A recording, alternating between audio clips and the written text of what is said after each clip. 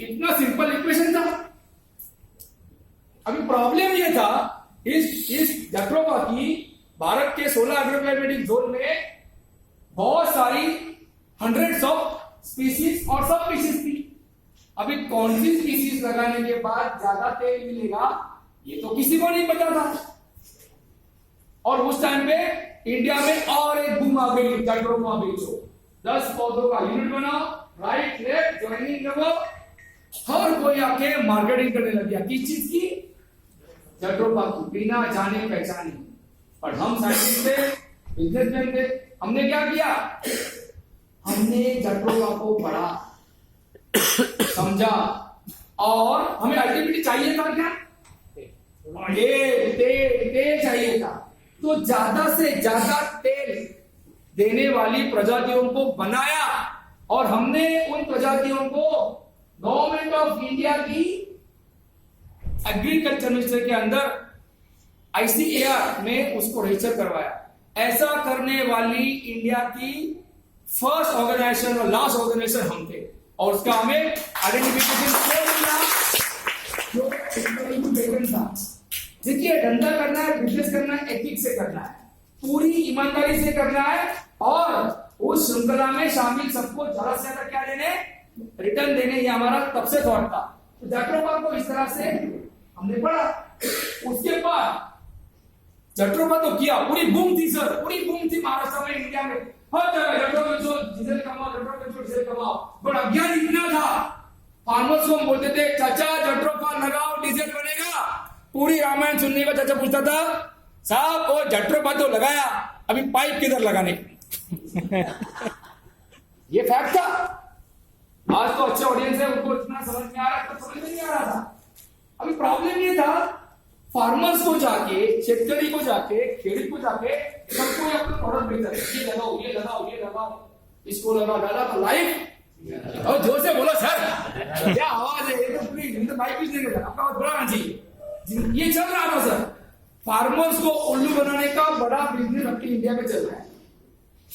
मजाक नहीं कर रहा हूं, सबसे ज्यादा उल्लू उसको बनाया। अभी प्रॉब्लम ये हो गया, हर कोई बोल रहा था जट्रोफा लगाओ, जट्रोफा लगाओ, डीजल बनाओ, डीजल बनाओ।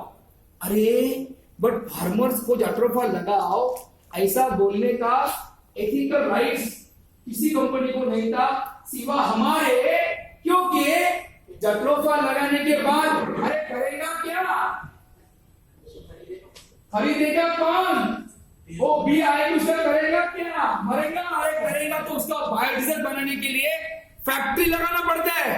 डॉक्टर श्याम सर और उनकी टीम ने जट्रोफा बेचने से पहले महाराष्ट्र में पहली 5 बायोडीजल की फैक्ट्री लगाई अपनी और टेक्नोलॉजी के साथ। अब तक वो फार्मर के पास गए बोलने के लिए अब जट्रोफा लगा। आज भी डॉक्टर श्याम गुलाब सर जो आपके सामने खड़े हैं ना, वो कुछ आने वाली चीजों के लिए नहीं, वो कर रहे चीजें उसमें आपको शामिल कर रहे हैं। ये बहुत अनोखी बात आप डिटेल बताएंगे आपको। तो वो चीज थी और हमें एथिकल राइट इसलिए था कि हमने अपनी टेक्नोलॉजी डेवलपमेंट की, उसी टाइम पे अपना खुद का कैटलिस्ट फीड टेक्नोलॉजी डेवलप किया जट्रोफा से बायोडीजल बनाने का, और तब जाके हमने जट्रोफा बेचने को चालू किया। लोगों को प्लांटेशन करके दिखाए। हमारे plantation visited by Europeans, African countries. हमने कहां दूर लगाया था वो? बोले सर आंसर आज आपका एग्जाम है मुरबाड़ में। हमने वो चीज यहां पे की है। डॉक्टर श्याम गुलाब सर जो आपके सामने अभी आएंगे, उनका इतिहास ये है, बॉर्न बॉटम एजुकेटेड इन दादर। उनकी कंपनी भी दादर की कंपनी, हम कहीं से बाहर से नहीं आए। और आज नहीं, इस फील्ड में 17 इयर्स और एज पूरी 40 इयर्स। तो ये फैक्ट था। उसके बाद और एक बात होती भाई, बताइए डीजल का सबसे ज्यादा यूज कौन करता है सर? रेलवे। और सबसे जमीन किसके पास है? रेलवे। जब रेलवे के कान में ये बात आई भाई बायोडीजल नाम की कुछ चीज है, तो टेंडर निकाला कि हमको भी सिखाओ कैसा करने का बायोडीजल। अभी रेलवे का टेंडर पे अभी लोग शूट कर रहे हैं, तो ज्यादा कुछ कमेंट नहीं कर सकता वो कैसे मिलता है, क्या मिलता है। But ladies and gentleman, Shyam gulab sir उनकी टीम ने ऑन मेरिट पे वो टेंडर हासिल किया और उन्होंने साल में करके दिखाया, बिकॉज उनका बेस स्ट्रॉन्ग था। बेस क्या था? रिसर्च। रिसर्च स्ट्रॉन्ग था, और हर एक चीज के लिए बिजनेस में जरूरी एथिक्स उनके हाथ में थे, और उनको कंसल्टेंट बनाया इंडियन रेलवे ने। और उन्होंने क्या किया उसके आवाज में? यूएसए $2 बिलियन अमेरिकन डॉलर का प्रोजेक्ट थमा दिया उनको सिखाया बायोडीजल क्या है। आज भी इंडिया में बायोडीजल को टेक्निकली सुपीरियरली सिखाने का जब नाम आता है ना, तो वो डॉक्टर श्याम गोलक जी का नाम आता है, वो बायोडीजल का नाम आता है। ये बात इसलिए बता रहा हूं क्योंकि हर एक स्टेप को डॉक्टर साहब ने खुद किया है और सक्सेसफुली किया है। अभी जटरोपा की तो बूम आ गई सर। जटरोपा के बाद हर कोई जटरोपा बेच है, कोई उनको एथिकल राइट देता, बैंक से गायब कर रहे, शेतकरी को लोन दे रहे, उल्लू बनाने जा रहे हैं। हमने उल्लू नहीं बनाया, सच बोला, प्रैक्टिस लगाई। बट एक बात थी, अल्टीमेटली चाहिए था क्या हमको?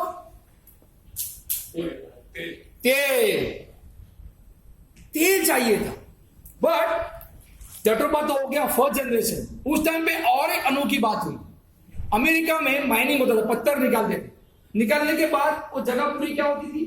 रिकामी। बारिश में क्या बढ़ता था? पानी। और पानी में उस टाइम उन्होंने क्या देखा? शेवाल। आपने हल्की शेवाल को देखा है क्या इधर? अपने गांव में देखा है? मुंबई में देखा है? उसमें से कभी आपका पैर फिसला है? पैर घस रहा है क्या? पैर घस रहा है क्या? पैर घस रहा है क्या? क्यों घस रहा है? आप पैर घस रहा, पैर घस रहा, क्यों घस रहा? उसने फैंटास्टिक पीस गिवन बिगैन। और हम क्या ढूंढ रहे हैं? हमारी मारामारी किससे? हमको तो तेल चाहिए, टेक्नोलॉजी सब है, हमको रॉ मटेरियल तेल चाहिए, अखाद्य तेल। अभी अलगी की बात आई, हम तो साइंटिस्ट थे, बिजनेसमैन थे, प्लस थे, हमारा तो पूरा कोबरा और वाइपर का साथ में था। Research business, research business. तो हमने अलगी पे इंडिया में रिसर्च करने वाली भारत की पहली ऑर्गेनाइजेशन हम थे, डॉक्टर श्याम गोलक सर। और उसका पहला डेमो, अलगी प्रोजेक्ट का पहला डेमो हमने करके दिखाया। कहां पे करके दिखाया सर? बहुत दूर महाराष्ट्र में। और दिखाया कि कमर्शियली अलगी से तेल निकाल सकते हैं, उससे बायोडीजल बना सकते हैं। ये हमने करके दिखाया। और इतना ही नहीं किया, उस अलगी को लेकर अभी क्लिप में देखा होगा हमने, भारत की पहली इंटरनेशनल अलगी बायोडीजल हमने समिट करवाई, और उसने इंडिया को पूरी वर्ल्ड को बुलाया। तो उन्होंने क्या बोला? अरे आप हमको क्यों बुलाते हो? उल्टा इंडिया को पूरी वर्ल्ड आना चाहिए, क्योंकि क्लीन फ्यूल सेक्टर में अगर कोई नंबर हो सकता है तो इंडिया है। और आज की तारीख में इंडिया में क्लीन फ्यूल नंबर 1 कौन है? डॉक्टर श्याम गोलक and his company call MCL। इनको चाय पिलाओ, इनकी आवाज बहुत कम है।